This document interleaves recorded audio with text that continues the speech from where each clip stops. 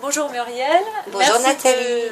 Merci de nous recevoir dans tes locaux professionnels. On va échanger aujourd'hui sur ton métier et plus particulièrement celui que tu exerces bien évidemment au quotidien. Ça va rester très interactif et c'est surtout pour que les internautes puissent avoir une idée des métiers qui sont exercés aujourd'hui. Est-ce que tu peux nous parler de ton métier et quel est-il? Alors je suis gérante d'un centre de contrôle technique automobile sur Bordeaux. Et ça consiste, comme tout le monde le sait, au passage des véhicules tous les 2 ans au contrôle technique. D'accord. Et quels autres métiers as-tu déjà exercé? Alors, j'étais viticultrice dans le Saint-Émilionnais. Comment es-tu passé du secteur viniviticole au secteur du contrôle technique? Alors, après réflexion personnelle, j'ai eu envie, après 27 années dans la viticulture, de changer de métier et d'environnement et d'accentuer la relation commerciale qui me plaisait beaucoup. D'accord. Et comment comment tu as eu l'idée de monter un contrôle technique automobile?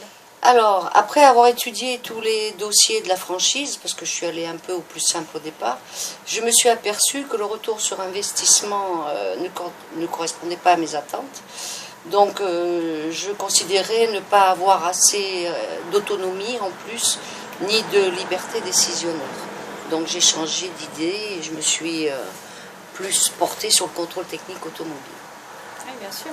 Et en quoi alors tu te différencies de la concurrence? Alors, j'ai voulu créer le premier contrôle technique au féminin, vu et conçu par une femme, parce que après avoir questionné pas mal de femmes en priorité, je me suis aperçue qu'il y avait un gros malaise et je voulais répondre à leurs nombreuses attentes, c'est-à-dire faire un accueil un peu plus chaleureux, des prix préférentiels, des explications techniques vraiment claires et surtout une esthétique au niveau du centre qui change un peu, avec un espace pour les enfants, un point internet, café, le choix d'été, des journaux, des revues, des magazines pour les femmes comme si elles étaient chez le coiffeur ou l'esthéticienne, enfin bref, changer un peu la donne. Être peut-être un peu plus à l'écoute Voilà, et sur les explications. Et les explications surtout bien leur expliquer parce que c'est pas évident, on s'y connaît pas trop en mécanique, que ce soit homme ou femme d'ailleurs, et on se sent quand même beaucoup plus fort quand on arrive dans un garage ou autre, quand on sait de quoi on parle. Et les gens ont la sensation de se faire moins arnaquer, je dirais. Oui, complètement. Voilà. Je suppose que tu es aussi confronté à quelques difficultés. Quelles sont celles qui sont les plus significatives aujourd'hui? Ah ben, la difficulté, c'est surtout de vivre dans un environnement masculin. Et il m'a fallu plusieurs années pour être reconnue dans ce métier. Oui, j'imagine bien, c'est vrai que c'est jamais très évident. Est-ce que tu as d'autres points de difficulté que tu pourrais énoncer? Ouais, surtout au niveau du recrutement.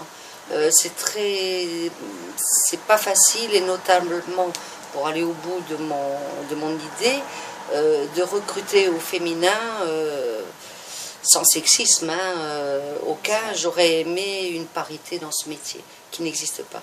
Oui, c'est vraiment dommage. C'est vrai que c'est un métier qui évolue, mais les femmes ne sont pas encore suffisamment représentées, ou tout du moins l'accès au métier n'est pas suffisamment expliqué, alors que pourtant c'est possible aussi pour les femmes. Tu as mis en place des objectifs professionnels, évidemment, puisque tu es gérante. Est-ce que tu peux nous expliquer à moyen et à long terme ce à quoi tu as pensé? Alors, je souhaite être précurseur... C'est ça, hein, oui. Oui. Je souhaite être précurseur dans ce métier en pleine évolution.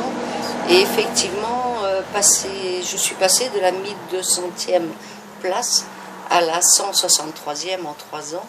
Donc j'en suis assez fière. Chez Securitas. Chez Securitas, j'ai pas les stats des autres. Oui. Mais c'est quand même une grande fierté. Ouais, c'est vrai que c'est très beau, parce que c'est en peu de temps en fin de compte. En 3 ans, et ça prouve que ce qu'on a voulu changer marche. Oui. Les gens l'attendaient. Voilà. C'est une belle démarche, une belle découverte.